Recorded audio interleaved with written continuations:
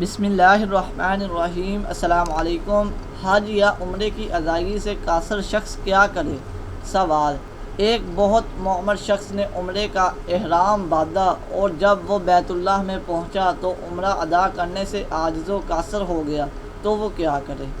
جواب: وہ حالت احرام ہی میں رہے حتیٰ کہ اس کے لیے عمرہ ادا کرنا ممکن ہو جائے، حالانکہ اس نے باوقت احرام یہ شرط عائد کی ہو کہ اگر کسی روکنے والے نے مجھے روک دیا تو میں وہاں حلال ہو جاؤں گا جہاں مجھے رکاوٹ پیش آ جائے، تو اس صورت میں وہ احرام کھول کر حلال ہو جائے۔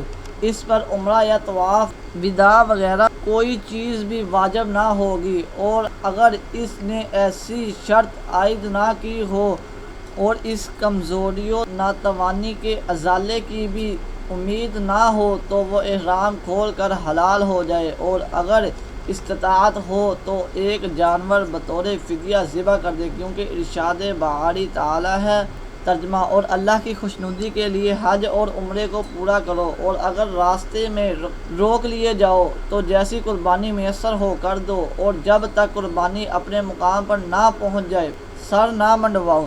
نبی کریم صلی اللہ علیہ وآلہ وسلم کو جب عمرہ ادا کرنے سے حدیبیہ کے مقام پر روکا گیا تو آپ صلی اللہ علیہ وآلہ وسلم نے قربانی کے جانور ذبح فرمائے اور احرام کھول کر حلال ہو گئے۔ تو امید ہے آج کی ویڈیو آپ کو پسند آئی ہوگی۔ ویڈیو اچھی لگی ہو ویڈیو کو لائک کریں اور ہمارے چینل کو لازماً سبسکرائب کریں۔ السلام علیکم ورحمۃ اللہ وبرکاتہ۔